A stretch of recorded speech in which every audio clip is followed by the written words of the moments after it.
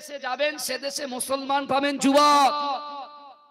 আজকে বর্তমানে মুসলমানদের যে সম্পত্তির দিকে কালা কানুন নিয়ে আসে, রাতের অন্ধকারে ওয়াকফ বিলটা পাস করা হয়েছে। হে যুবকেরা, তা আপনারা খুব চিন্তিত। মুসলমান কখনো চিন্তা করে না, মুসলমান সব সময় আল্লাহর উপরে ভরসা করে।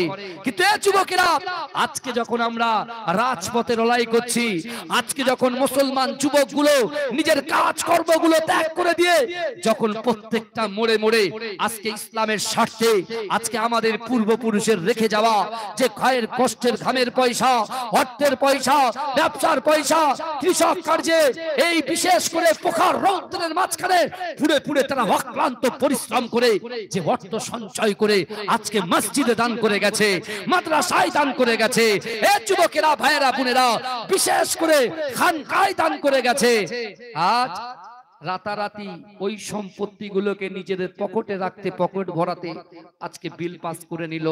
কিন্তু বিশেষ করে আমার যুবকরা যখন রাস্তায় নেমেছে বলছে এরা সংবিধান বিরোধী কাজ করছে। আচ্ছা, আমাদের মাথা ঠান্ডা রেখে চলতে হবে, ভালো করে কথাগুলো বুঝবেন। এই অসুবিধা হচ্ছে কারুর? একটু কথা বলে হাত তুলে বলে অসুবিধা হচ্ছে? এটা তাকবীর দেন, নারে তাকবীর। আর যদি একটু আমার ভাইরা 2-10 জন যদি একটু বসে তাহলে আমার মনটা একটু ভালো লাগে, বুঝতে পেরেছেন না? সামনে যারা দাঁড়িয়ে আছেন যদি কারুর ভালো লাগে একটু আসেন না, একটু আসেন, বেশি নয় 20টা মিনিট সময় দেন, তারপর আপনারা চলে যাবেন। 20 মিনিট আসেন, দয়া করে বসেন। আমার ভাইরা, যে কথা আমি বলছিলাম, এখন যখন বলছে যে বিশেষ করে সংবিধান বিরোধী কাজ করছে, আমরা মুসলমানরা দেশকে ভালোবাসি। রাসূল বলেছে দেশকে ভালোবাসা ঈমানের অঙ্গ। জোরে বলেন, এই জোরে বলবেন না? দেশকে ভালোবাসা, মাতৃভূমিকে ভালোবাসা ঈমানের অঙ্গ। আমরা দেশকে রেসপেক্ট করি, দেশকে সম্মান করি। এই যুবক, আজও ইন্ডিয়ান গেটে চলে যাও, ৯৭,০০০ শহীদের নাম ইন্ডিয়া গেটে স্বর্ণাক্ষরে লেখা আছে, তার ভিতরে 67,000 মুসলমানের নাম লেখা আছে। জোরে বলেন। তারা দেশের জন্য কিছু করেনি? তাদের মেয়ে ছিল, সংসার ছিল, ঘর ছিল, বাড়ি ছিল, হ্যাঁ তারাও তো করেছে। এই যুবকেরা কিন্তু একটু ভালো করে বোঝার চেষ্টা করেন। আমরা সংবিধানকে মানি, সংবিধানকে রেসপেক্ট করি, হ্যাঁ আমরা সরকারি প্রপার্টিকে আমরা অক্ষত রাখার চেষ্টা করি। কারণ বর্তমানে যা চলছে, যেভাবে আমাদেরকে উস্কানিমূলক কথাবার্তা সাইড দিয়ে এদিক ওদিক থেকে বলার চেষ্টা করছে, আমি সেই সকল ভাইদেরকে বলছি, ভাই আমাদের মুসলমানরা যে লড়াই লেগেছি, এই লড়াইটা কোনো হিন্দু ভাইয়ের বিরুদ্ধে নয়, কোনো খ্রিস্টান ভাইয়ের বিরুদ্ধে নয়, কোনো শিখ ভাইয়ের বিরুদ্ধে নয়, কোনো ঈসাই ভাইয়ের বিরুদ্ধে নয়।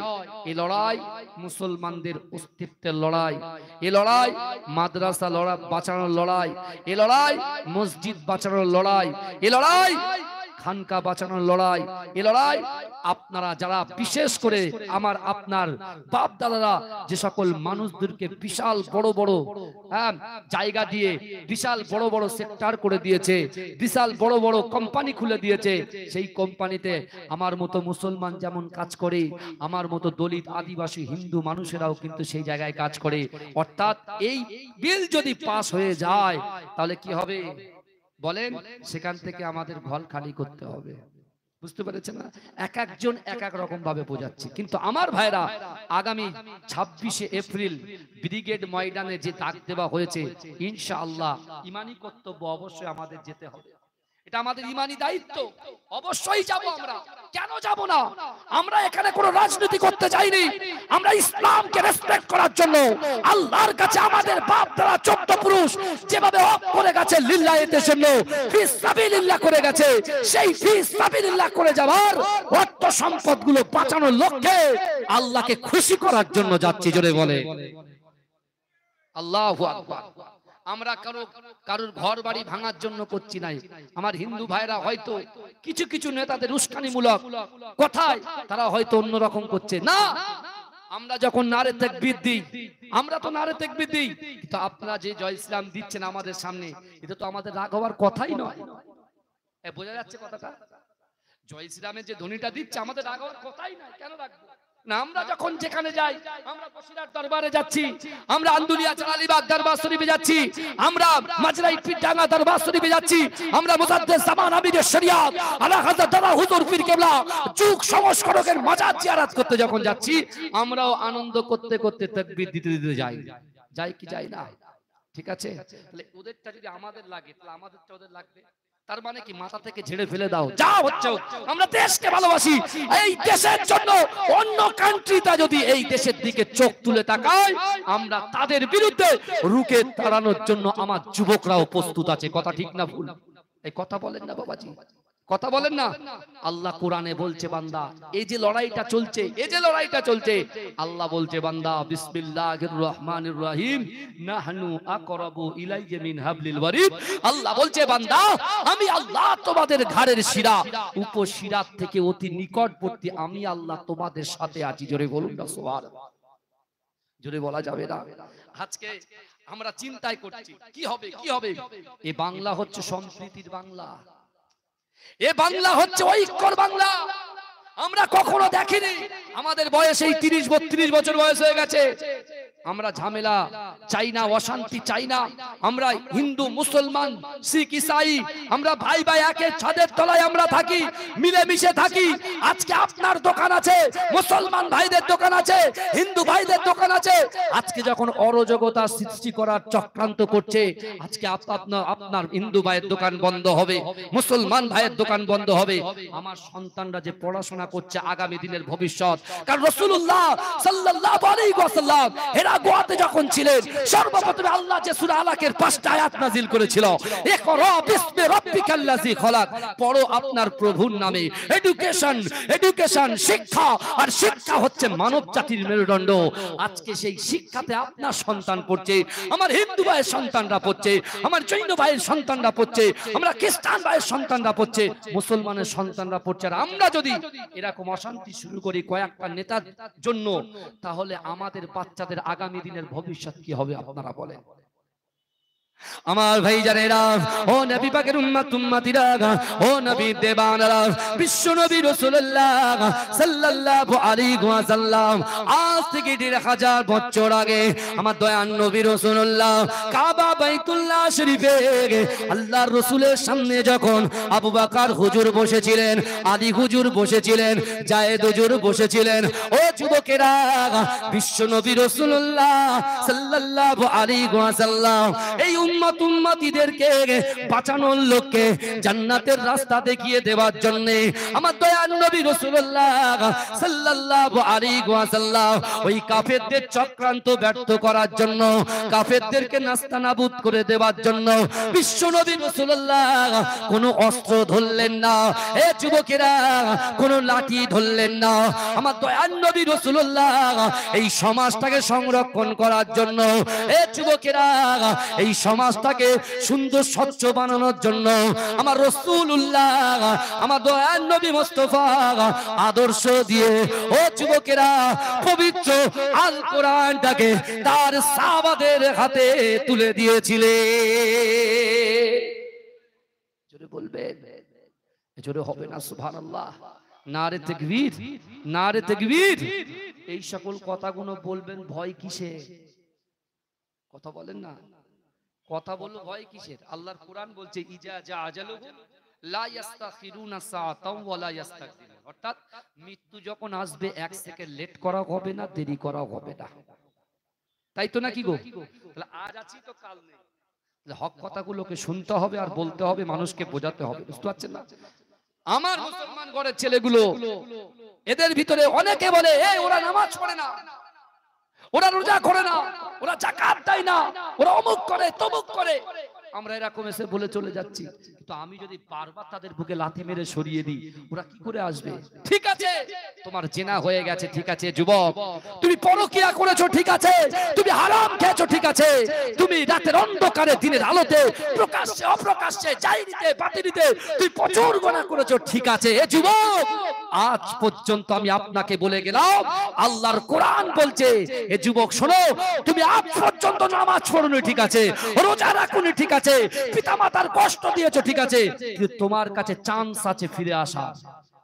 ক্ষমার রাস্তা কিন্তু খোলা আছে, ক্ষমার রাস্তা খোলা আছে।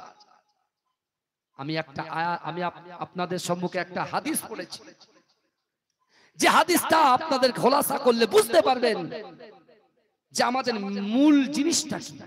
আমি প্রথমে উঠেই বলেছি নিয়ত করে আসে। এক দুজন লোক বসেছিল, এক দুইজন লোক বসেছিল, আমি প্রথম থেকে বলেছি নিয়ত করে আসে। এই দেখেন কি হচ্ছে, দেখেন আল্লাহ রাসূল বলছেন ইন্নাল আবদা, নিশ্চয়ই কোন আল্লাহর বান্দা লা ইয়ামালু আমালা আহলিন নার, জাহান্নাম বাসীদের কাজ করে। ভালো করে বোঝেন, নিশ্চয়ই কোন আল্লাহর বান্দা জাহান্নাম বাসীদের কাজ করে। জাহান্নামে যেতে এক পা বাকি। জাহান্নামে যেতে ক পা বাকি বলেন বাবাজি? এক পা বাকি। কিন্তু আমার ভাই জানেরা, ও নবী পাকের উম্মত উম্মতিরা, ও নবী দেওয়ানরা, বিশ্ব নবী রাসূলুল্লাহ সাল্লাল্লাহু আলাইহি ওয়াসাল্লাম আজ থেকে 3000 বছর আগে আমার দয়ার নবী রাসূলুল্লাহ সাল্লাল্লাহু আলাইহি ওয়াসাল্লাম তার উম্মতকে জানিয়ে দিয়েছে, ও আমার উম্মতেরা শোনো, নিশ্চয়ই কোন আল্লাহর বান্দা জাহান্নাম বাসীদের কাজ করে। জাহান্নামে যেতে এক পা বাকি, জাহান্নামে যেতে এক পা বাকি। আমার আল্লাহ পাক ওই ব্যক্তির দ্বারায়, ওই যুবকের দ্বারায়, ওই নারীর দ্বারায়, ওই পুরুষের দ্বারায় এমন একটা ভালো কাজ করিয়ে নেয়, তার ঠিকানাটা দয়ার জান্নাত হয়ে যায়। জোরে বলুন, এই জোরে বলুন না সুবহানাল্লাহ। এখন আমরা যারা এই কথাগুলো বলছি, এ ও জাহান্নামী, এ ও সুদখোর, ও মদখোর, ও হারামখোর, নানান রকম খোর মাইক পেয়েছি বলেই যাচ্ছি, বলেই যাচ্ছি, বলেই যাচ্ছি। কিন্তু আমার ভাইরা, আল্লাহ সুযোগ দিয়েছেন। আল্লাহ কি দিয়েছেন বলেন? কথা বলেন না। আল্লাহ আমাদের সুযোগ দেননি, কথা বলেন না। সর্বপ্রথম রিজিক দিনেওয়ালার মালিক কে? ইজ্জত দেনেওয়ালার মালিক কে? ও যুবক, তুমি যৌবনের শান দেখাচ্ছ, তোমার যৌবন দেনেওয়ালার মালিক কে? একটা বাড়ির সঙ্গে আরেকটা বাড়ি করার ক্ষমতা দেনেওয়ালার মালিক কে? একটা দোকানের সঙ্গে আরেকটা দোকান করে দেওয়ার ক্ষমতার মালিক কে? এই যুবকের এক কাঠা জমির সঙ্গে আরেকটা জমি খরিদ করার ক্ষমতা দেনেওয়ালার মালিক কে? আপনার মেয়ের পিঠে ছেলে, ছেলের পিঠে মেয়ে দেওয়ার ক্ষমতার মালিক কে? আল্লাহ। সব যদি আল্লাহ হয়, সেই আল্লাহ পাক রব্বুল আলামিন আমার দয়ার নবী মুস্তাফা সাল্লাল্লাহু আলাইহি ওয়াসাল্লামকে আমাদের খুশি করতে হবে কি হবে না? আল্লাহ যদি চান, আমার আল্লাহ পুরো পৃথিবীটাকে কুন ফায়াকুনের মাধ্যমে সৃষ্টি করেছে, কুন ফায়াকুনের মাধ্যমে সৃষ্টি করেছে। রে যুবক, তুমি যৌবনের শান দেখাচ্ছ, তুমি অর্থের গরম দেখাচ্ছ, তুমি ইলমের গরম দেখাচ্ছ, তুমি পরিবারের গরম দেখাচ্ছ, কিন্তু এই যুবকেরা বিশ্বাস করো, আমার আল্লাহর এক সেকেন্ড টাইম লাগবে না তোমার কাছ থেকে ওই জিনিসগুলোকে ছিনিয়ে নেওয়ার। কথা ঠিক না ভুল? এ বলেন না, ফেরাউনকে আল্লাহ রাজত্ব, কথা বলেন না, সে নিজের রাজত্বের বশভূত হয়ে তার পিছনে এত ফোর্স, তার পিছনে তার এত দলবল, তখন তার মাইন্ড চেঞ্জ হয়ে গেছে, অহংকার অহমিকায় ফেটে সে নিজেকে খোদা দাবি বলতে শুরু করে দিয়েছে। বুঝতে পারছেন না? কিন্তু আল্লাহ ফিরাউনকে সুযোগ দিয়েছে, আল্লাহ ফিরাউনকে সুযোগ দিয়েছে, আল্লাহ নমরুদকে সুযোগ দিয়েছে, শুনছেন? আল্লাহ কারুনকে সুযোগ দিয়েছেন, আল্লাহ সাদ্দাতকে সুযোগ দিয়েছেন, কিন্তু তারা সেই সুযোগটাকে কাজে লাগাতে পারেনি। আমরা মনে করছি, আমরা যুব সমাজ মনে করছি জবি হোগা তো বাদ মে দেখা যায়গা, যেটা হবে পরে দেখা যাবে। কিন্তু ভাইজান, যদি আজরাইল নামক ফেরেশতাটা সামনে চলে আসে, তুমি তোমার বন্ধুর সঙ্গে টাইম দিয়েছো, মায়ের সঙ্গে টাইম দিয়েছো, ভাইয়ের সঙ্গে টাইম দিয়েছো, হ্যাঁ তুমি ব্যবসা বাণিজ্য করার জন্য গাড়ি বুক করা হয়ে গেছে, বাড়ি বুক করা হয়ে গেছে, ফ্ল্যাট বুক করা হয়ে গেছে, জমি কেনার জন্য টাকা অ্যাডভান্স দেওয়া হয়ে গেছে, কিন্তু এই যুবকরা বিশ্বাস করো, আল্লাহর কোরআন বলছে ওয়াজাত সাকরাতুল মাউত বিল হক, মৃত্যু যন্ত্রণা সত্য। এই যুবক, মৃত্যু যখন তোমার সামনে দাঁড়িয়ে যাবে, তুমি আর কোন একটা শব্দ বাক্য লাভ তুমি করতে পারবে না, তার আগেই পরিবর্তন হয়ে যাবে। ভালো কথা ঠিক না ভুল না? বলেন না, কথা বলেন না। আজকে আমাদের ঈমান, আমাদের ঈমান আর আমার ফিলিস্তিন ভাইদের ঈমান এক করলে চলবে না। আসুন ফিরে আসুন, আমার যুবকদেরকে বলছি ফিরে আসুন, কারণ বর্তমান যে ডাক আমাদের ডাক দেওয়া হয়েছে, বিশ্বাস করেন আজকে মুসলমান যেভাবে আমরা এক জায়গায় একই ছাদের তলায় দাঁড়িয়ে গেছি, আমরা কাউকে ক্ষতি করে নয়, কোন হিন্দুকে ক্ষতি করে নয়, কোন জৈনকে ক্ষতি করে নয়, এই যুবকেরা কোন অন্য ধর্মের মানুষদেরকে ক্ষতি করে নয়, আমরা ইসলামের স্বার্থে, ঈমানি স্বার্থে, আমরা জান্নাতের আশায় মানুষের সঙ্গে সৎ ব্যবহার করে আমাদের এই বিপ্লবী, আমাদের এই বিশেষ করে এই সমাবেশকে আগামীতে আস্তে আস্তে করে এগিয়ে নিয়ে যাব। বলেন ইনশাআল্লাহ। বলবে না ইনশাআল্লাহ? দরুদ শরীফ পড়েন, আল্লাহুম্মা সাল্লি আলা।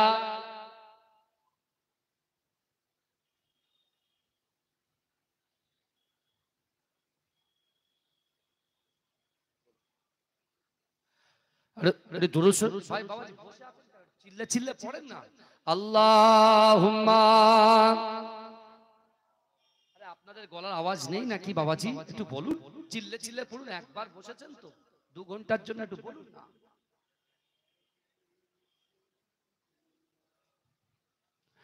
গড়েছো তুমি এই পৃথিবী মহান, আল্লাহ মহান তিনি, আল্লাহ মহান। আমার ড্রাইভার সাহেব কোথায় আছে? সামনে চলে এসো।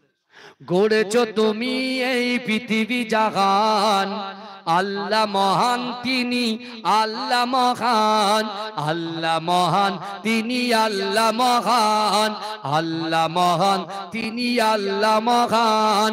তুমি হাসাও, তুমি কাঁদাও, অন্ধ বোবাকে রিজিকি যোগাও, করলে হাহাকার তৃষ্ণা পিপাসার, মিষ্টি পানিতে প্রাণটা ভেজাও, হয়নি হবে না তোমার সমান, আল্লাহ মহান তিনি, আল্লাহ মহান, আল্লাহ মহান তিনি, আল্লাহ মহান, আল্লাহ মহান তিনি, আল্লাহ মহান। সূর্য তেরে পূর্ব আকাশে, জ্যোৎস্না ছড়াই চাঁদ রাত্রি আকাশে, সূর্য তেরে পূর্ব আকাশে, জ্যোৎস্না ছড়াই চাঁদ রাত্রি আকাশে। অশান্ত এই মন শান্ত হয়ে যায়, অশান্ত এই মন শান্ত হয়ে যায়, তোমারই দেওয়া বৃষ্টি বাতাসে, হয়নি হবে না তোমার সমান, আল্লাহ মহান তিনি, আল্লাহ মহান, আল্লাহ মহান তিনি, আল্লাহ মহান, আল্লাহ মহান তিনি, আল্লাহ মহান।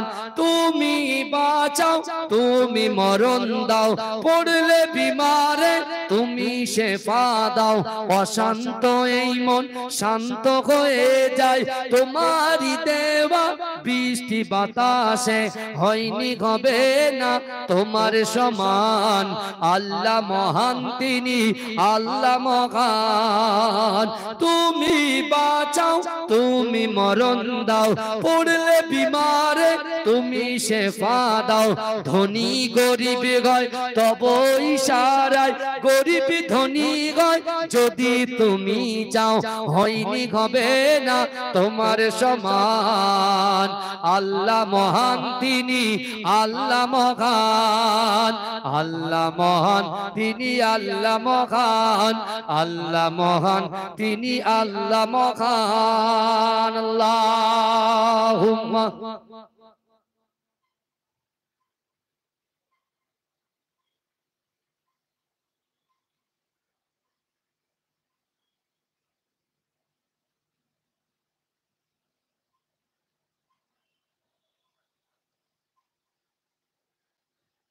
ঠিক আছে আমার বাবাজিরা, ভাইরা, আমার ভাইরা যারা বাইরে আছেন, আর একবার বলি আপনারা দাঁড়ান, ওখানে দাঁড়িয়ে থাকলে যেটা যে সওয়াবটা আপনি পাবেন তার থেকে ডবল ভিতরে আসলে বসে শুনলে আপনি বেশি পাবেন। কারণ বলছি শোনেন, বোকা আপনার যোগ্য আলেম রয়েছেন বসে, এই বুখারী শরীফের হাদিস 4টে জিনিস কাল কিয়ামতের মাঠে সাক্ষ্য দেবে। কটা? বলেন কটা? 4টে। কটা দেবে বলেন? 4টে। যে মাটির বুকের উপরে বসে আছেন, যে মাটির বুকের উপরে বসে আছেন, এই মাটি কিন্তু কাল কিয়ামতের মাঠে আপনার পক্ষে সাক্ষ্য দেবে। জোরে বলুন। জোরে বলা যাবে না? এটা তো জান্নাতের বাগান নাকি? তাহলে আপনারা যারা ওখানে আছেন সেই তো বসেই আছেন, দাঁড়িয়ে আছেন, একটু ভিতরে আসেন না আল্লাহর হস্তে, আসেন না আমার যুবক ভাইরা, একটু ঢোকেন, আসেন, আসবেন না? ওখানে দাঁড়িয়ে থাকবেন? সে টুপি নেই তো কি হয়েছে, টুপি নেই, কিছু লাগবে না, চলে এসো ভাই, অসুবিধা নেই। হানজালার খবর মনে আছে? আল্লাহ রসুলের সাহাবা হানজালা যখন জিহাদের ডাক এসেছে, এসব তো আপনার মুখস্থ। তো বসিরহাটে মাশাআল্লাহ খুব বড় বড় আলেম আছে, যেখানে আল্লামা হুজুরের মতো মানুষ শুয়ে আছেন, আমাদের পর্দাদু শুয়ে আছেন। আল্লাহ তার কবরটাকে নূর দিয়ে ভরে দিক, সকল আল্লাহুম্মা আমিন বলবেন, আল্লাহুম্মা আমিন। বাবাজি, আমরা কিন্তু সুযোগে সদ্ব্যবহার করি, ভালো করে বুঝবেন। আপনি বললেন হুজুর এই কথা বললেন কেন? কারণ এই কথার ভিতরে যুক্তি আছে। কি যুক্তিটা আছে দেখেন, আমরা আসল সুযোগটা কাজে লাগাতে পারি না। যে সুযোগ মূল্যহীন সেই সুযোগকে আমরা কাজে লাগাই। যদি বলেন কেন, এ দেখেন এখন মানুষের শরীরে রোগ হলে বা কিছু কিছু অসুস্থ হলে লোক কিন্তু আর ডক্টরের কাছে যায় না। ধরেন মানুষের পেটে গ্যাস হয়, তাই তো? গ্যাস হলে আগে লোক ডাক্তারের কাছে যেত, কিন্তু এখন আর যায় না। কারণ উনি জানেন গ্যাস হলে র্যান্টাক খেতে হয়, জ্যানটাক খেতে হয়, ইএসডি খেতে হয়, প্যান40 খেতে হয়, প্যান্ডি খেতে হয়। পকেটে সব বোঝাই করা ওষুধ আছে, আছে না নাই? আমার অনেক বাবাজি পকেটে ওষুধ নিয়ে বসে আছে, জিজ্ঞেস করেন। হ্যাঁ আছে। আবার কারোর যদি রোজে অসুস্থ হয়, জ্বর হয়, মাথা ব্যথা করে, তখন সে আর ডক্টরের কাছে যায় না। সে কোথায় যায় জানেন? সে জানে তার পকেটের ভিতরে জানে যে আমার একটা ক্যালপল খেলে একটা প্যারাসিটামল খেলে সব ঠিক হয়ে যাবে। বুঝতে পেরেছে? কিন্তু আমাদের অনেক সমস্যা আছে, এই গ্রামে অনেক সমস্যা আছে, শুধু এই গ্রাম নয়, প্রত্যেক গ্রামেই সমস্যা আছে। কি সমস্যা একটুখানি বলি, তাহলে আপনারা বুঝতে পারবেন। আমাদের ভিতরে অর্থনৈতিক সমস্যা আছে, আছে না নাই? অর্থনৈতিক সমস্যা আছে, পারিবারিক সমস্যা আছে, সাংসারিক সমস্যা আছে। কথা বলেন না, আছে না নাই? কথা বলেন ভাইজান। এই সকল সমস্যা আরো ইত্যাদি ইত্যাদি ইত্যাদি প্রচুর সমস্যা আছে। এখন এই সমস্যাকে সমাধান দিয়েছেন হায়াতুন নবী, নূর নবী, ইমামুল আম্বিয়া, খাতামান নবিয়িন, জানাবে মুহাম্মদ মুস্তাফা সাল্লাল্লাহু আলাইহি ওয়াসাল্লাম। যদি বলেন আপনার এই সমস্যা থেকে সমাধান করার মেডিসিন রাসূল ১৫০০ বছর আগে যে কাবা শরীফ থেকে ইসলাম প্রচার করা শুরু করেছিলেন, সেই দিনই রাসূল বার্তা দিয়েছিলেন। কিন্তু যারা অ্যাকসেপ্ট করেছেন তারা লাভবান হয়েছে, আর যারা ওটা ইগনোর করেছে তারা জাহান্নামের আগুনে পুড়ছে। বুঝতে পারছেন আমার ভাইজানেরা? হে নবী পাকের উম্মত উম্মতিরা, হে নবী দেওয়ানারা, বিশ্ব নবী রাসূলুল্লাহ সাল্লাল্লাহু আলাইহি ওয়াসাল্লাম আমার দয়ার নবী কাবা বাইতুল্লাহ শরীফে সাহাবাদেরকে লক্ষ্য করে বলেছিলেন, হে আমার সাহাবারা, আমি রাসূলুল্লাহ তোমাদেরকে জানিয়ে দিলাম, আমি তোমাদেরকে তিনটে জিনিস দিয়ে যাব, কোরআনের আয়াত দিয়ে দলিল দিয়ে যাব। ও আমার সাহাবারা, আমি রাসূলুল্লাহ জবান দিয়ে যে কথা বলি ওই কথাটাকে আমার আল্লাহ পাক আসমানের উপরে কবুল করে নেয়। ও যুবকেরা, বিশ্ব নবী রাসূলুল্লাহ সাল্লাল্লাহু আলাইহি ওয়াসাল্লাম ১৫০০ বছর আগে আল্লাহর কোরআন তেলাওয়াত করলেন, বিসমিল্লাহির রহমানির রহিম, ইয়া আইয়ুহাল্লাযীনা আমানুত্তাকুল্লাহ ওয়া কুনু মাআস সাদিকিন। এ যুবকেরা, আল্লাহ পাক এই কোরআনের আয়াতের ভিতরে আমরা কাকে ভয় করব, কার কাছে মাথা নত করব, কার কাছে বিক্রি হব, সব কিছু আল্লাহ ঘোষণা দিয়েছে। ও যুবকেরা ভাইরা, আল্লাহর কোরআন বলছে, বান্দা, ইয়া আইয়ুহাল্লাযীনা আমানু, হে আমার বিশ্বাসী ইমানদার বান্দারা, ওয়াত্তাকুল্লাহ, আমি আল্লাহ, আমাকে ভয় করো, ওয়া কুনু মাআস সাদিকিন, সত্যবাদীদের সঙ্গে থাকো। জোরে বলবেন না আমার ভাইরা? আল্লাহর কোরআন বলছে, আর কোরআন তেলাওয়াত করে সাহাবাদেরকে বার্তা দিচ্ছেন, আমার আনেওয়ালা উম্মত উম্মতিকে এই বার্তাগুলো দিয়ে দাও, তারা যদি এই আমলটাকে অ্যাকসেপ্ট করতে পারে, গ্রহণ করতে পারে, ক্যাচ করতে পারে, আমি রাসূল বলছি তার দ্বারাই জিন্দেগিতে যেটা অসম্ভব, এই অসম্ভবকে আমার আল্লাহ সম্ভব করে দেবে। জোরে বলেন, জোরে বলেন না, চিৎকার দিয়ে হবে না ভাইজান, একটু তাকবীর তোলেন না, নারে তাকবীর, নারে তাকবীর। আরে যত আপনারা ফায়ার হবে তত বক্তা ফায়ার হবে, চিন্তা করার কোনো কারণ নেই, কারণ আমরা মাথা নত করব একমাত্র আল্লাহর কাছে। হ্যাঁ সে তো আমি জানি, বুঝতে পারছেন, আমরা মাথা নত করব কার কাছে? আল্লাহর কাছে। কিন্তু হ্যাঁ, কোন জায়গায় যদি অপ্রীতিকর কোনো ঘটনা ঘটে, আমরা যদি দেখি যে এখানে এরকম একটা পরিস্থিতি সিচুয়েশন তৈরি হচ্ছে, তখন আমরা কি করব? মাথা গরম করব? এই কথা আগে বলেন, মাথা গরম করব না। গতকালকে আমি জলসায় গিয়েছিলাম ভাইজান, গতকালকে আমি জলসায় গিয়েছিলাম জয়নগর হলদিয়া, যেখানে গ্যাস তৈরি হয়, গ্যাস, বুঝতে পেরেছেন? ওখান থেকে আমি এসেছিলাম নিমতৌড়ি। তা কালকে অনেক বলে, সব কথা বলার নেই, বিষয় নেই, তবু বোঝানোর জন্য বলছি, বোঝানোর জন্য বলছি। কারণ রাসূল বলেছেন আল উলামা ওয়ারাসাতুল আম্বিয়া, আমি আমার ওয়ারিস হিসাবে উলামা সম্প্রদায়কে রেখে গেলাম। আর আল্লাহ কোরআনে বলেছেন কুল্লু উনাসিন বিইমামিন, স্মরণ করো সেই দিনের কথা যেদিন তোমাদের ইমাম সহ তোলা হবে। তা ইমাম মানতে হবে ভাই। যে এলাকা থেকে আমরা এই ওয়াকফ আইন নিয়ে আন্দোলন করব, আমাদেরকে আগে বোঝা উচিত যে আমরা কিসের জন্য আন্দোলন করছি। কথা ঠিক না ভুল বলেন না? কিসের জন্য আন্দোলন করছি? আজকে বড় বড় নেতারা যাদেরকে আমাদের সম্মান করি, ছোটবেলা থেকে যাদের সাথে সুসম্পর্ক আমাদের, তারা আজকে ময়দানে নেমেছে। আমাদের মুসলিম পার্সোনাল ল বোর্ডের বিশেষ করে বিশিষ্ট সমাজসেবী আমার প্রিয় কামরুজ্জামান ভাই, তিনিও এই ওয়াকফ নিয়ে দাঁড়াচ্ছেন, গর্জে উঠছেন। ফুরফুরা শরীফের মুজাদ্দেদ জামান আমিরে শরিয়াত আলা হযরত দাদা হুজুর পীর কেবলা রাহমাতুল্লাহ আলাইহির কলিজার টুকরা আওলাদরা তারাও গর্জে উঠছে এবং আগামী কাল দিল্লিতে যাচ্ছে এই ওয়াকফ বিলকে প্রত্যাহার করার জন্য পিটিশন। বুঝতে পারছেন না? লড়তে যাচ্ছে। আবার দেখেন ওলামাদের ভিতরে ল্যাব বলে একটা অ্যাসোসিয়েশন আছে, তারাও রাত দিন এক করে দিচ্ছে। আলহামদুলিল্লাহ। করছেন কি করছে না কথা বলেন?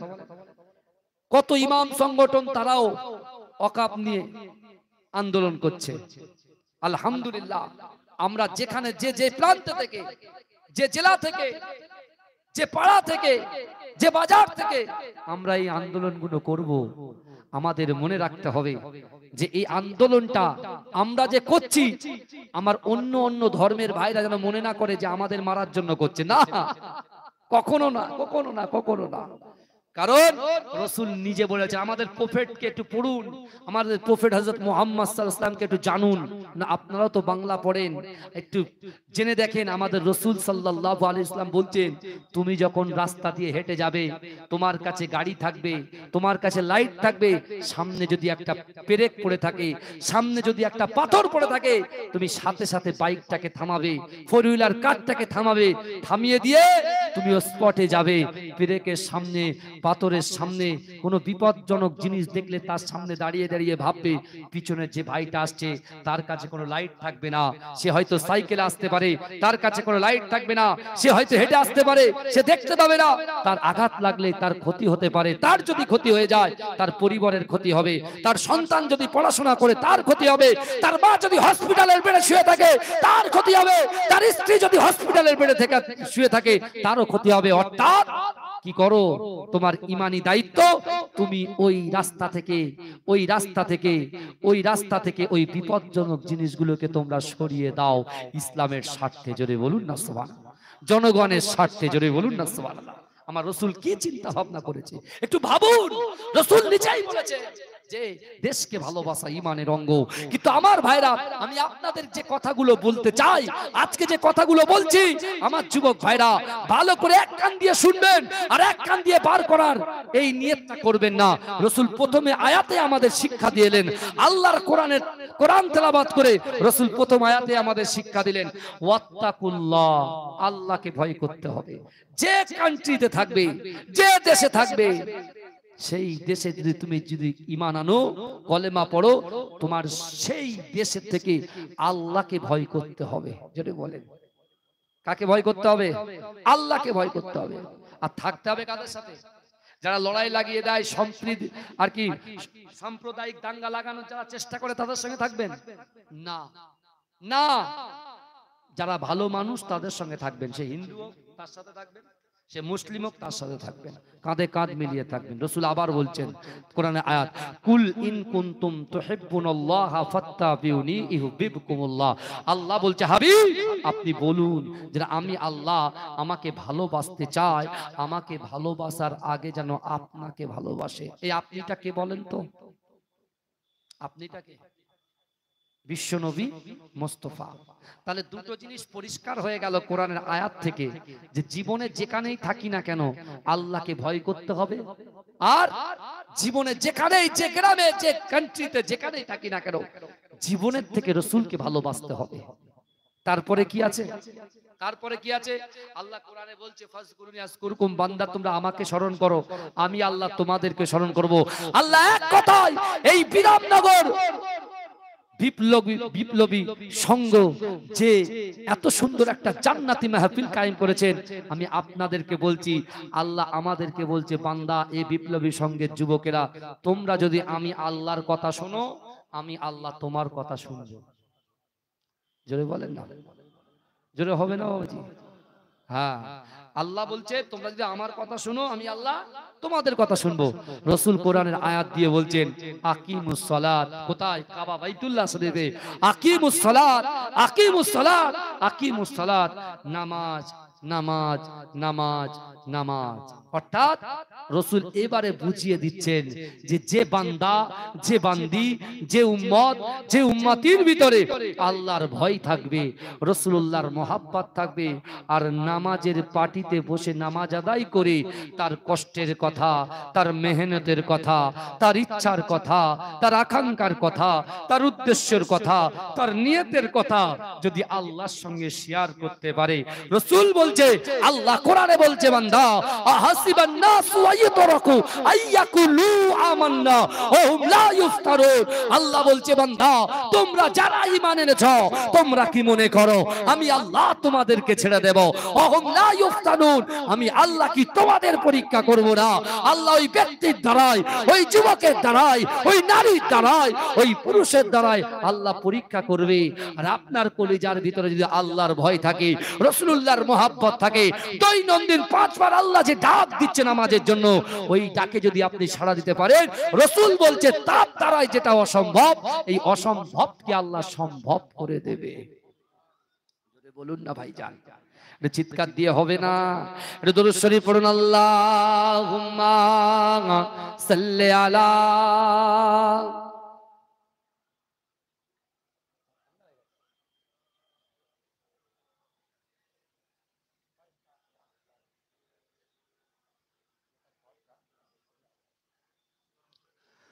তুমি নূরে আলা, নুরুল খুদা, নূরে মুহাম্মদ, ওই নাম ধরিয়া পড়লে দরুদ লাগে মনে সাদ, ওই নাম ধরিয়া পড়লে দরুদ লাগে মনে সাদ।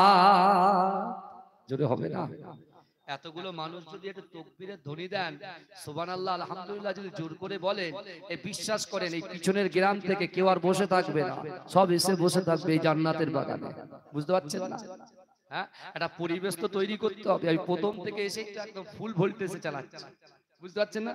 এমনি ধনপতা সাহেব বাজারে বিশাল হাজার হাজার জনতার মাঝখানে প্রায় 20 থেকে 25 মিনিট এই বক্তব্য আলাদা, আবার ও বক্তব্য আলাদা, তাই না? বুঝতে পারছেন না? সেখান থেকে এসে চিন্তা করছি, যখন এসছি কমিটি ভাইরা আমাকে নিয়ে গেল ঘরে, বুঝতে পেরেছেন?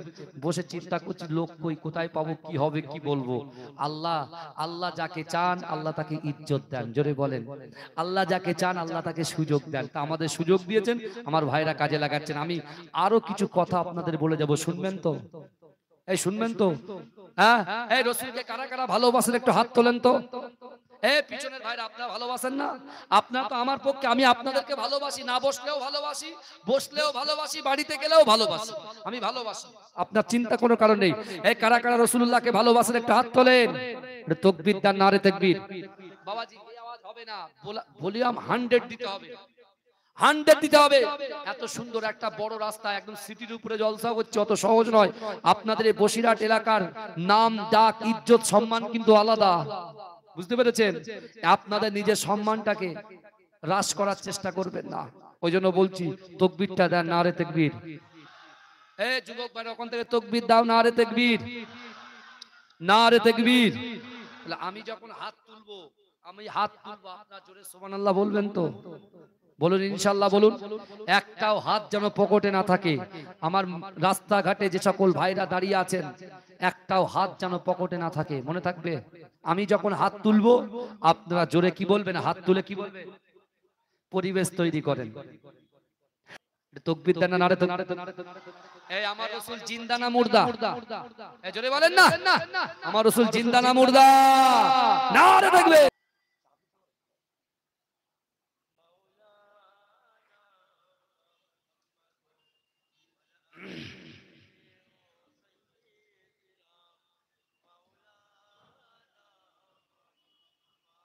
আমার বাবাজিরা ভাইরা,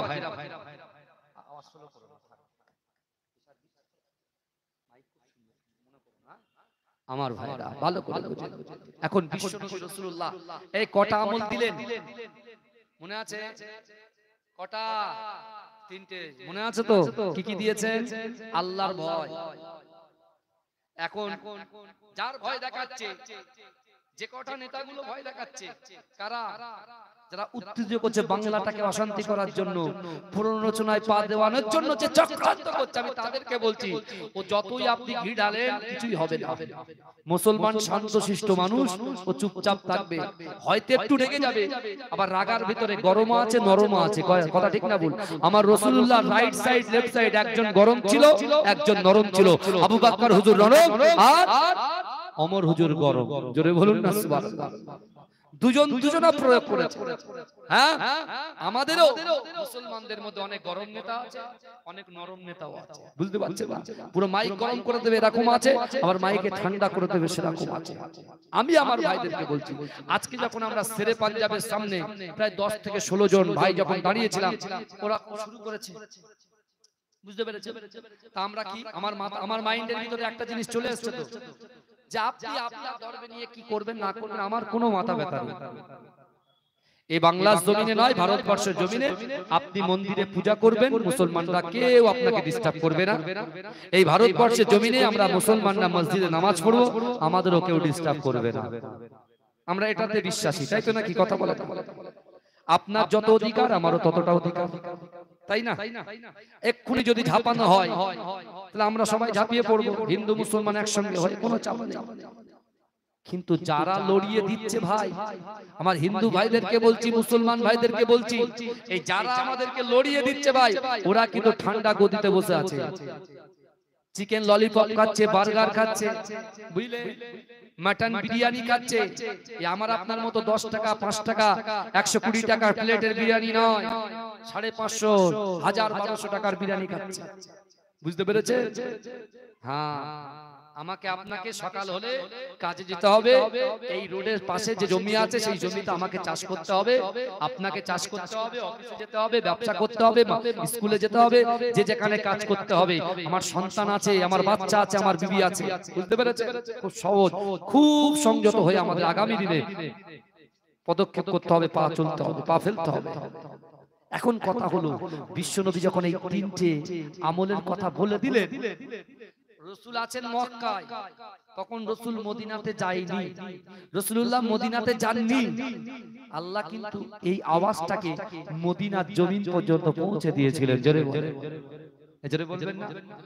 মদিনার জমিনে যখন এই আওয়াজ পৌঁছে গেছে, ওই মদিনাতে আল্লাহর রাসূলের একজন 70 বছরের সাহাবা, খোড়া সাহাবা, যার নাম হচ্ছে ওমর ইবনুল জামু। এই ওমর ইবনুল জামুর 70 বছর বয়স হয়ে গেছে।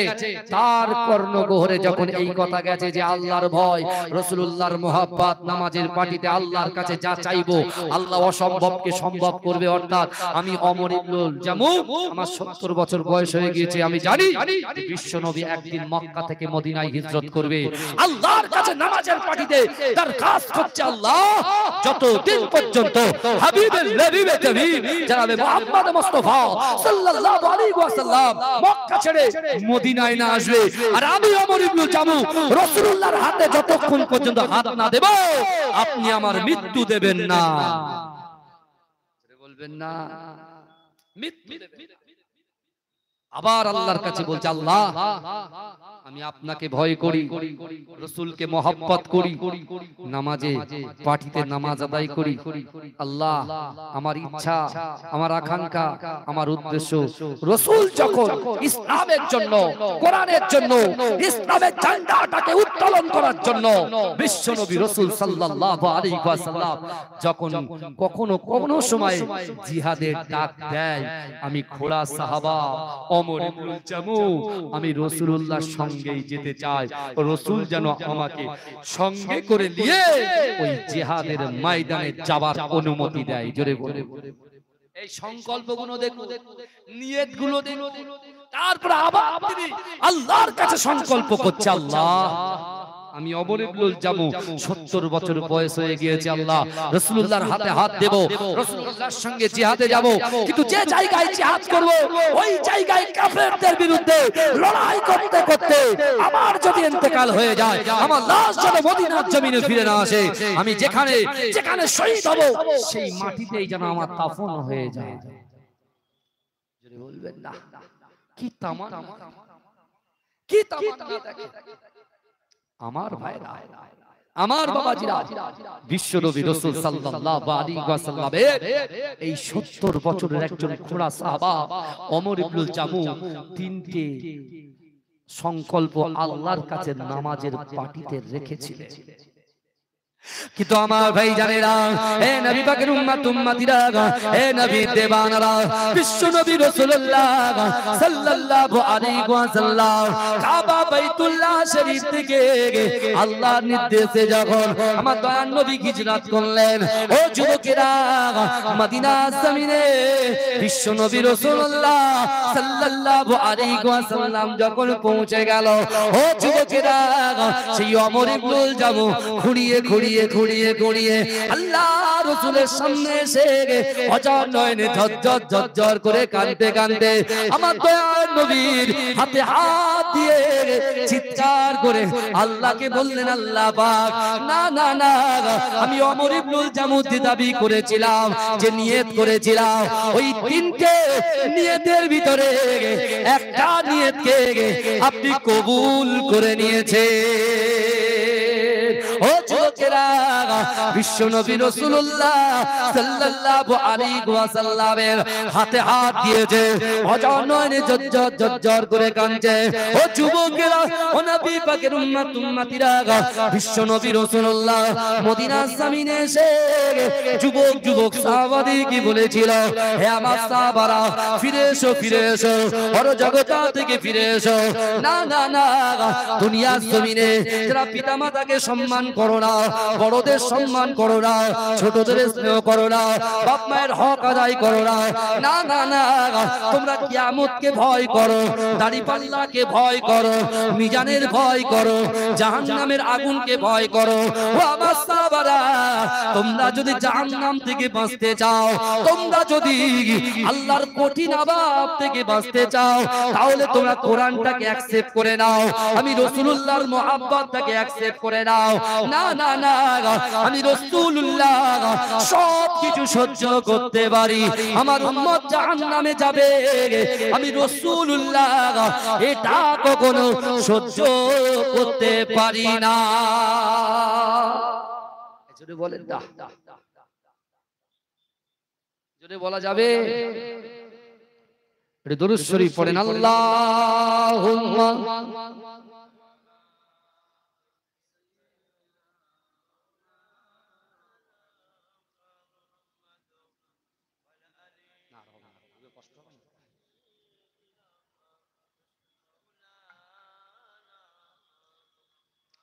আমার বাবাজিরা ভাইরা, যে কথা আমি আপনাদেরকে বলছিলাম, বিশ্ব নবী রাসূলুল্লাহ সাল্লাল্লাহু আলাইহি ওয়াসাল্লাম মক্কা থেকে যে বার্তা দিয়েছেন, সেই বার্তাটা মদিনায় অ্যাকসেপ্ট করেছেন 70 বছরের সাহাবা। এই যুবকরা ভালো করে শোনো, এর থেকে আরো অনেক বড় লড়াই সামনে আসবে হয়তো, তাই না? হাদিস অনুযায়ী, কোরআন অনুযায়ী দেখুন, আপনি চিন্তা করুন না, অনেক বড় বড় লড়াই, যেটা কিচ্ছু না এসব। আগামীতে আরো বড় বড় লড়াই হবে, প্রস্তুতি নিতে হবে। প্রস্তুতিটা কি? ঈমানের প্রস্তুতি। ঈমানটাকে মজবুত করে ধরতে হবে, নামাজ আদায় করতে হবে, কোরআন তেলাওয়াত করতে হবে, মানুষের পাশে থাকতে হবে। অসহায়, দুর্গত, এতিম, উৎপীড়ন, নিপীড়ন, লাঞ্ছিত, বঞ্চিত, অপমানিত, যারা এমন করে সমাজ থেকে বঞ্চিত, ওই সকল মানুষগুলোকে সম্মান দিতে হবে, তাদেরকে বস্ত্র দিতে হবে, অন্ন দিতে হবে, তাদের পাশে দাঁড়াতে হবে। আমার ভাইরা, বিশ্বনবী এ আমার ভাইরা সংগঠন করেছে, বিপ্লবী সংগঠন। তা আমার রাসূল সাল্লাল্লাহু আলাইহি ওয়াসাল্লাম হিলফুল ফুজুল সেবা সংগঠন করেনি? কথা বলেন না, করেননি? করেছে, মানুষের পাশে দাঁড়িয়েছে। রাসূল তখন নবী হয়নি, তখন মানুষকে খিদমত করছে। রাসূল হয়ে গেলেন আল আমিন, সত্যবাদী। জোরে বলেন, জোরে বলবেন না? আমি যে কথা বলছিলাম, ওমর ইবনুল জামু রেডি, ঘোড়া সাহাবা।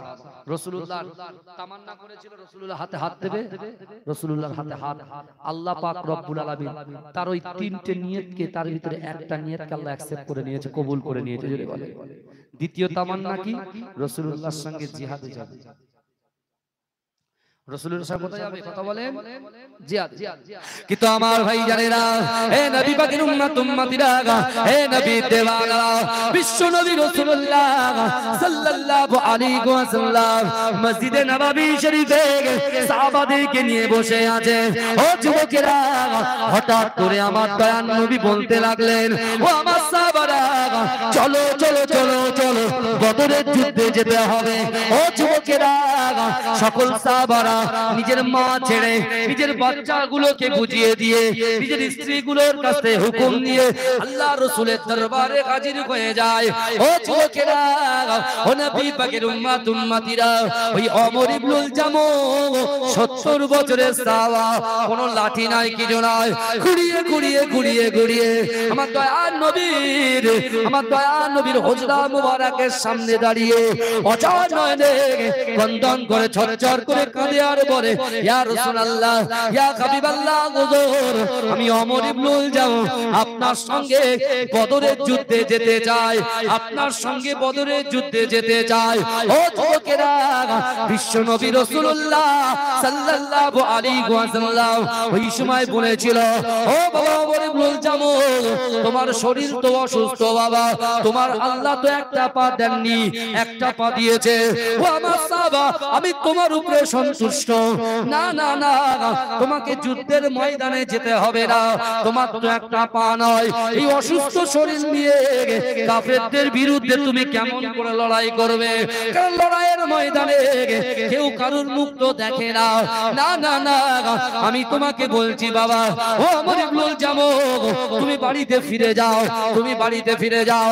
ও যুবকেরা, আমার আল্লাহ কোরআনে বলছে, বান্দা, না না না, কোন মানুষ যদি তোমাকে ফিরিয়ে দেয়, তোমার মা যদি তোমাকে ফিরিয়ে দেয়, তোমার বাপ যদি তোমাকে ফিরিয়ে দেয়, তোমার স্ত্রী যদি তোমার স্ত্রী তোমাকে ফিরিয়ে দেয়, তোমার বন্ধু যদি বন্ধুকে ফিরিয়ে দেয়, না না না, আমি আল্লাহ তোমাদেরকে জানিয়ে দিলাম, উদউনি ওয়াস্তাজিব লাকুম, ও বান্দা তোমরা আমার কাছে চাও, ও বান্দা লা তাকনাতু বির রাহমাতিল্লাহ, ও বান্দা আমার রহমত থেকে নিরাশ হয়ে যেও না।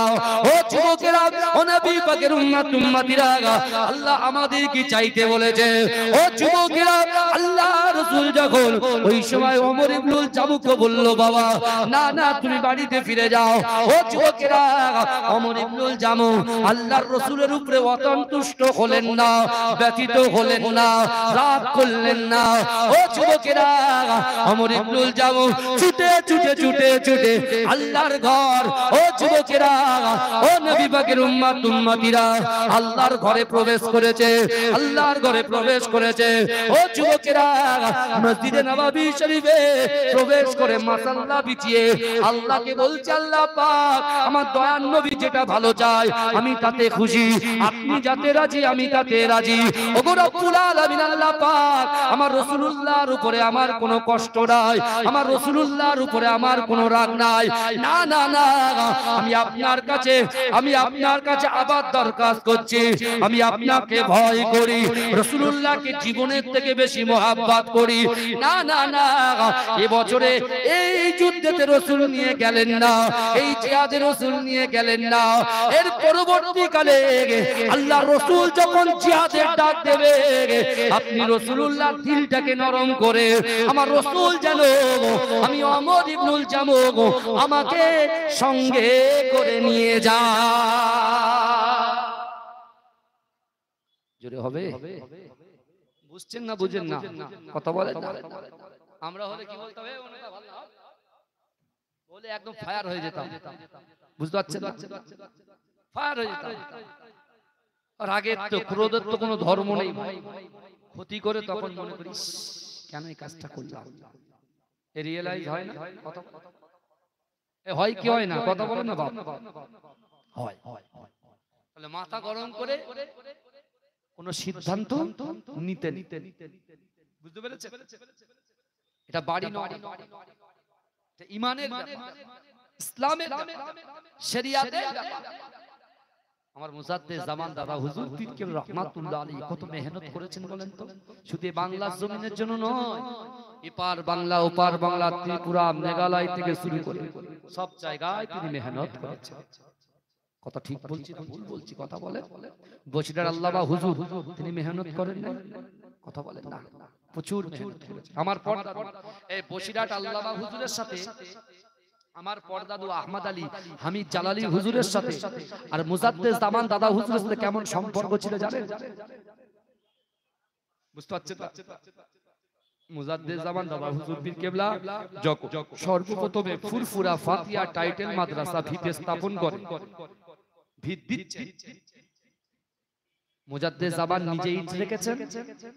তারপরে পরদাদু আহমদ আলী হামিদ জালালি হুজুর, বসিরহাট আল্লামা হুজুর নিজেরা ইট রেখেছেন। জোরে বলুন, জোরে বলুন না। কি মহব্বত, ভালোবাসা ছিল, কি ভালোবাসা তাদের ছিল, কি হৃদ্রতা ছিল তাদের অন্তরের ভিতরে। মুজাদ্দেদ জামান যখন ফুরফুরা ফাতিহা টাইটেল মাদ্রাসা দাঁড় করার পুরো কমপ্লিট, এই মাদ্রাসার দায়িত্ব কাকে দেবে? কে দায়িত্ব নেবে? এত বড় মাদ্রাসা, বুখারী শরীফ জালালাইন শরীফ পড়াতে হবে, তার কালচার তৈরি করতে হবে, এতগুলো ছাত্র ছাত্রীদের দেখভাল থেকে শুরু করে তাদেরকে শিক্ষার যোগ্যতা আঙিনায় নিয়ে আসতে হবে। মুজাদ্দেদ জামান চোখ বুঝালেন, কিছুক্ষণ পর চোখ খুলে মাঝরাটি পীর সাহেব আমার দাদা ভাই মাহমুদ বখতিয়ারি রাহমাতুল্লাহ আলাইহি, যিনি 2010 সালে ইন্তেকাল করেছিলেন, তার জানাজা নামাজ 30 লক্ষ মানুষ একসঙ্গে আদায় করেছিলেন। জোরে বলুন, জোরে বলবেন না? হ্যাঁ। আর আপনারা আমার আব্বাকে চিনবেন, সেই জানাজা নামাজের ইমাম হয়েছিলেন আমার আব্বা জান পীর একেএম হায়দার আলী হুজুর রাহমাতুল্লাহ আলাইহি, যিনি ছোট হুজুর পীর কেবলা রাহমাতুল্লাহ আলাইহি সুলতানুল ওয়াইজিন আশিকে রাসূল, ছোট হুজুর পীর কেবলা আমার আব্বাকে হায়দারি বলে ডাকতেন। আমার আব্বা হচ্ছেন একেএম হায়দার আলী, এদিকে এসেছে অনেকবার, অনেক বয়স্ক মানুষ কিন্তু ওয়াজ শুনেছে আমার আব্বা জান, বুঝে পাগড়িওয়ালা হুজুরের ওয়াজ শুনেছেন আপনারা অনেকে, বুঝতে পারছেন না? আমাদের আরো সব এলাকা সুনামধন্য ওলামাদের জবান থেকে আপনারা অনেক ওয়াজ শুনেছেন, বয়স্ক যারা আবুল হোসেন হুজুর আছেন, তাই তো আরো হ্যাঁ হুজুর, তার অবদান তো আলাদা, কত মাদ্রাসা তিনি প্রতিষ্ঠিত করে গেছেন, বুঝতে পেরেছেন? তা মুজাদ্দেদ জামান দাদা হুজুর পিকলা শেষ পর্যন্ত দায়িত্ব দিলেন আমার পরদাদাকে। প্রথম ফুরফুরা ফাতিহা টাইটেল মাদ্রাসার প্রথম সুপারিনটেন্ডেন্ট হচ্ছেন আমার পরদাদা মাঝরাটি পীর সাহেব হুজুরের আব্বা জান আহমদ আলী হামিদ শাহ জালালি রাহমাতুল্লাহ আলাইহি। জোরে বলুন না সুবহানাল্লাহ। বিশ্বাস, তিনি 24 বছর খেদমত করেছেন, 18 বছর সুপারিনটেন্ডেন্ট ছিলেন, বুঝতে পেরেছেন? তানার মাজাজ শরীফ আছে মিঠাপুর। আমার ভাইরা, আমি যে কথা বলছিলাম, বলতে বলতে বলতে বলতে কারণ আমি জলসা করছি, বুঝতে পারছেন না? তো অন্তত পক্ষে আমার তো জানার দরকার আছে আপনাদের যে আমি কে, বুঝতে পারছেন না? ইমাম সাহেবকে যখন আপনারা নিয়োগ দিয়েছেন, আপনি ইমাম সাহেবের সব কিছু জিজ্ঞাসা করেছেন। মাশাআল্লাহ, আমার যোগ্য ইমাম সাহেব ভাই। কিন্তু হ্যাঁ, আরেকটা জিনিস কথা বলতে বলতে ভুলে যাও, মনে এসে গেছে। আগামী 26 এপ্রিল ব্রিগেডে যারা যাবে, এই দেখেন বহু পয়সা বহু দিকে যায়, বহু পয়সা বহু দিকে যায়। আপনাদের যাদের পয়সা আছে পকেটে, তারা কি করবেন? 2-10 জন মিলে আমরা যারা চাঁদা কালেকশন করি না, এই ছেলেরা 20 জন মিলে একটা গরু দাও, আপনারা 5-10 জন মিলে একটা করে গাড়ি করে দেবেন, এক একটা গাড়ি করে দেবেন। আর যখন আমরা যাব একদম আনন্দ করতে করতে যাব, কোনো উচ্ছৃঙ্খল মনোভাব নিয়ে নয়, কোনো মানুষকে ব্যথা দেওয়ার জন্য নয়, আর কোনো প্ররোচনায় পা দেওয়ার জন্য নয়। কেন আমাদের এই সংস্কৃতির বাংলাটাকে অশান্তি করার খুব চক্রান্ত চলছে, এ ফাঁদে কেউ পা দেবেন না ভাইজান। একটা জিনিস মনে রাখতে হবে, আমাদের এই লড়াই কোনো হিন্দুদের বিরুদ্ধে নয়, ঈসাইদের বিরুদ্ধে নয়, অন্য ধর্মের বিরুদ্ধে নয়, এই লড়াই হচ্ছে সংবিধান বাঁচানোর লড়াই। কথা ঠিক না ভুল? কথা বলেন। যারা পার্লামেন্টে আছে, যারা পার্লামেন্টে আছে তারা কথা বলছে, বিধানসভায় যারা আছে তারা আছে, কিন্তু আমরা তো না পার্লামেন্টের লোক না বিধানসভার লোক, বুঝতে পারছেন না? সেখানে তো নেই, কিন্তু আমরা আস্তে আস্তে মানুষগুলোকে বোঝাবো যে মাথা ঠান্ডা রাখেন, কারণ রাসূল বলেছেন বিপদের সময়, কঠিন পরিস্থিতির দিনে ইন্নাল্লাহা মা'আস সাবিরিন, সবর করো, ধৈর্য ধরো। আর যখন মনে হবে লাঠি ধরতে হবে, তখন নেতা যখন হুকুম করবে তখন ধরবে, নিজে মাতলামি করবেন। যে যে নেতা মানে আপনার ইমামকে আপনি মেনে চলবেন, আপনার ইমাম বুঝে নেবে যে কখন লাঠি ধরতে হবে আর কখন দুধের গ্লাস ধরতে হবে। বুঝতে পারছেন না? বুঝতে পারছেন না? পানির গ্লাস কখন ধরতে হবে, কখন লাঠি ধরতে হবে নেতা জানে, তখন নেতা বুঝে নেবে, নেতাকে ফলো করবে। বারবার করে বলে যাচ্ছি। আর আমার যুবক ভাইদেরকে বলছি, আপনারা তো মাশাআল্লাহ সব জায়গায় ঘুরে বেড়ান, সব জায়গায় যান। আমার সোনার ভাইরা, বিশ্বাস করুন, আপনি হচ্ছেন মুসলমান। রাসূলুল্লাহর আদর্শ আপনার কলিজার ভিতরে, অন্তরের ভিতরে থাকা উচিত। অর্থাৎ আপনি বলেন হুজুর সে আমাকে এই করেছে, আমি ছেড়ে দেব। আমি বলছি ভাই, একবার হেরে দেখো না, একবার হেরে দেখো, তুমি চুপ হয়ে যাও না। এই তো আজকে আমরা কোনো শব্দ উচ্চারণ করি, যদি করতাম অনেক কিছু হয়ে যেত, কিন্তু করিনি, ব্যাস চলে এসেছি। আমি আমার মাথার ভিতরে আছে যে ও ধর্মের স্লোগান দিচ্ছে, আমি আমার ধর্মের স্লোগান দিচ্ছি, হয়ে গেল। ও যদি আমাকে দেখে ওই স্লোগান দেয়, ঠিক আছে ও দিক না, আমি দেবো কেন, আমি পরে দেবো। আমি যখন জলসায় বসে, আমি যখন কোন জায়গায় যাব, একতা ভাবে আমাদের সুন্দর আলোচনা হবে, হাদিসের কথা, কোরআনের কথা, সমাজ গঠনের কথা, দেশের উন্নয়নের কথা যখন হবে, তখন আনন্দচিত্ত তাকবীর দেব, নারে তাকবীর। এবার দেন তাকবীর, নারে তাকবীর, নারে তাকবীর। মাসলাকে মুজাদ্দিদ জামান, মাসলাকে মুজাদ্দিদ জামান, মাসলাকে মুজাদ্দিদ জামান, নারে তাকবীর, নারে তাকবীর। গ্রামবাসী বৃন্দ, গ্রামবাসী বৃন্দ, যুবক বৃন্দ, ওলামায়ে হযরত, নারে তাকবীর, দুরূদ শরীফ, আল্লাহুম্মা সাল্লি আলা।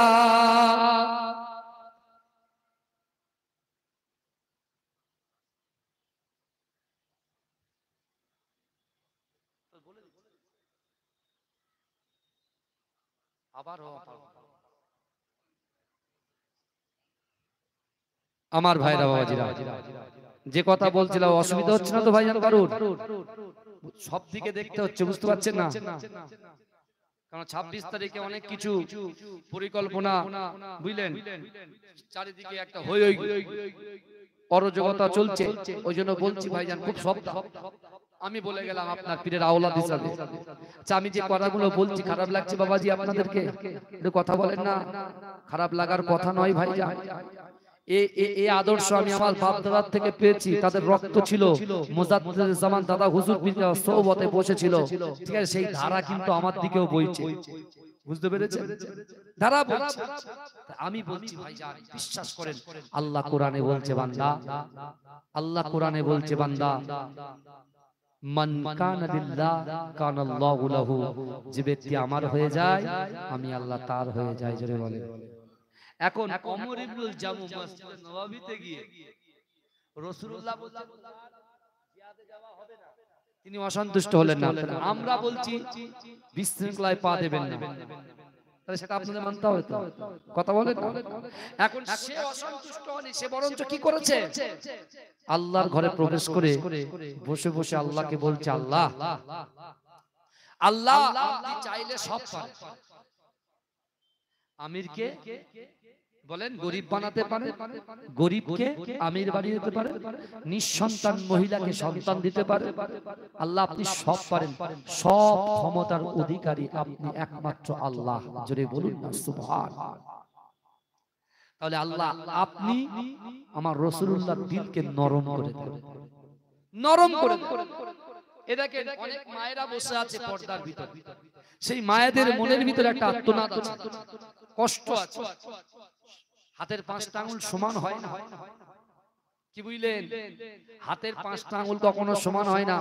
মায়ের ছটা ছেলে, ছটাই যে একদম পবিত্র নম্র ভদ্র হবে তা নয়, কিছু একা বেকা আছে না, নাই কথা বলে। মায়েদের একটা চিন্তা থাকে যে আল্লাহ আমার সন্তানটা বাজে লাইনে যাচ্ছে, কুপথের দিশায় যাচ্ছে, তা আল্লাহ আপনি আমার এই সন্তানকে ফিরিয়ে দেন। এরকম বলে না? আমি আমার মাকে বলে যাচ্ছি আপনার পীরের আওলাদ হিসেবে এই তিনটে আমলকে দেখে নামাজের পাটি থেকে আজ থেকে আপনি লেগে যান, আজ থেকে আপনি শুরু করেন, আল্লাহকে বলেন আল্লাহ আমার সন্তানকে আপনি ফিরিয়ে দেন, হেফাজত করেন, শরিয়াতের মধ্যে দাখিল করেন। কারণ রাসূলুল্লাহ বলেছেন, রাসূলুল্লাহর বাড়ির খাদেমা ছিল, রাসূলুল্লাহর বাড়ির একজন খাদেমা ছিল মালিক ইবনে সিনানের আম্মা জান। রাসূলুল্লাহর বাড়ির খাদেমা ছিলেন এই মালিক ইবনে সিনানের আম্মা জান। তার একমাত্র ছেলে মালিক, তার একমাত্র ছেলে মালিক, তার ওটা বসা গায়ের কওমদের সাথে, যারা আল্লাহকে আল্লাহ বলে স্বীকার করে না, রাসূলকে মহব্বত করে না, এ তাদের সাথে সুসম্পর্ক। মা চিন্তায় পড়ে আছে, সারাক্ষণ বাইরে থাকে, বাপ দিনের জন্য রাসূলুল্লাহ সাথ দিতে যেয়ে তিনি শহীদ হয়ে গেছেন। সেই মা নামাজের পাটিতে আল্লাহর কাছে কি বলছে জানেন? যে আল্লাহ আমি মালিকের মা, সিনানের মা, আল্লাহ আমি আপনাকে ভয় করি, আমি আপনার রাসূলকে মহব্বত করি, আল্লাহ আমি নামাজের পাটিতে আমার মালিক ইবনে সিনানের জন্য দোয়া চাই। আল্লাহ আমার মালিক ইবনে সিনান যেদিকে আছে তার মুখটাকে, তার অন্তরটাকে, তার দিলটাকে, তার কলবটাকে রাসূলুল্লাহর দিকে করে দেন। জোরে বলে। তারপরে আবার বলছে আল্লাহ আমি এক্ষুনি রাসূলুল্লাহর কাছে যাব, রাসূলুল্লাহর কাছে গিয়ে দরখাস্ত করব, ইয়া রাসূলুল্লাহ, ইয়া হাবিবাল্লাহ, হুজুর আপনার বাড়িতে আমি কাজ করি, কিন্তু আমার ছেলে মালিক ইবনে সিনান সে বাইরে থাকে, সে আল্লাহকে আল্লাহ বলে স্বীকার করে না, আপনাকে নবী বলে স্বীকার করে না, তা আপনি একটু আল্লাহর কাছে দোয়া করে দিন যাতে করে আমার ছেলে দিক পরিবর্তন করে ইসলামের ছায়াতলে দাখিল হয়ে যায়। বলবেন না, মা এই দোয়া চাইছে, ওদিকে ওমর ইবনুল জামু ওই দোয়া চাইছে। কটা নেবেন আপনি? একটার পর একটা করে যদি বলি বহু সময় চলে যাবে, কিন্তু আমার ভাইরা মালিক ইবনে সিনানের মা যখন রাসূলুল্লাহর কাছে গেলেন, মায়ের টপ টপ টপ টপ করে পানি বেরিয়েছে। রাসূল জিজ্ঞাসা করছে মা, রাসূল জিজ্ঞাসা করছে মা, মা আপনি কাঁদছেন কেন? মা আপনি কাঁদছেন কেন? সেই সময় বিশ্বনবী রাসূল সাল্লাল্লাহু আলাইহি ওয়াসাল্লাম যখন মাকে জিজ্ঞাসা করলেন, মা কাঁদছে আর বলছে, আর রাসূলুল্লাহ আমার মালিক ইবনে সিনান সে এখন ইসলামের মধ্যে পরিপূর্ণভাবে দাখিল হতে পারেননি, তা আপনি একটু খাস করে দোয়া করে দিন না যাতে করে আমার ছেলে ইসলামের ছায়াতলে এসে আপনার কদমের পাশে বসে দ্বীন প্রচার করতে যায়। যদি বলে, জোরে বলুন না ভাইয়া। আমার ভাই জানেরা, হে নবী পাকের উম্মত উম্মতিরা, হে নবী দেবানরা, বিশ্ব নবী রাসূলুল্লাহ সাল্লাল্লাহু আলাইহি ওয়াসাল্লাম আম্মা জানকে কত রেসপেক্ট করেছে, আম্মা জানকে কত সম্মান করেছে। ও যুবকেরা, আমার দয়ার নবী সোনার নবী জনাবে মুহাম্মদুর রাসূলুল্লাহ সাল্লাল্লাহু আলাইহি ওয়াসাল্লাম আম্মা জানকে বলছে, আম্মা জান আপনি বাড়িতে চলে যান, আপনি চিন্তা করবেন না, আপনি পেরেশান হবেন না, আমি আপনার মালিক সিনানের জন্য আল্লাহর দরবারে দোয়া করে দিলাম। ওগো রব্বুল আলামিন আল্লাহ পাক আমার মালিক সিনানকে আপনি কবুল করে নেন। তাকবীর দেন তো, নারে তাকবীর। আসেন এটা তাকবীর দেন, নারে তাকবীর। মাসলাকে মুজাদ্দিদ জামান আমার প্রিয় মাসুর রহমান ভাইজান এসে গেছেন। মাশাআল্লাহ, বহু জায়গায় বছরে একসঙ্গে জলসা করেছি, বুঝতে পেরেছেন আমার সোনার ভাইরা। যাই হোক, আমি গুনাহগার আন্দুলিয়া জালালিবাগ দরবার শরীফ মাজরাই পিডাঙ্গা দরবার শরীফ থেকে এসে যতক্ষণ আলোচনা করলাম, আল্লাহ পাক উভয়কে আমল করার তৌফিক দান করুন। বলে আল্লাহুম্মা আমিন। বলবেন আল্লাহুম্মা আমিন। আপনি আমার জন্য দোয়া করবেন, যতদিন আল্লাহ হায়াতে রাখবেন দ্বীন ইসলামের উপরে, এই দ্বীনের এবং মুজাদ্দিদ জামান আমিরের শরিয়াত আলা হযরত দাদা হুজুর পীর কেবলার মাসলাকের খিদমত করার তৌফিক আল্লাহ দান করেন। সকলে বলে আল্লাহুম্মা আমিন। আমি দোয়া চাই এই গ্রামে আমার সামনে পিছনে ডান দিকে বাদিকে যত কবরবাসীরা কবরে শুয়ে আছেন, আল্লাহ তাদের কবরের আযাবকে maaf করে দিন, আল্লাহ আমাদের পিতা মাতাকে ক্ষমা করে দিন। সকলে বলে আল্লাহুম্মা আমিন। ওমা তৌফিকি ইল্লা বিল্লাহ। আসসালামু আলাইকুম ওয়া রাহমাতুল্লাহি ওয়া বারাকাতুহু। সকলে আমাকে সালাম দেন। ওয়া আলাইকুম আসসালাম ওয়া রাহমাতুল্লাহ। দরুদ শরীফ। আল্লাহুম্মা আলহামদুলিল্লাহ, এতক্ষণ ধরে আমাদের প্রিয় শাইখ হযরত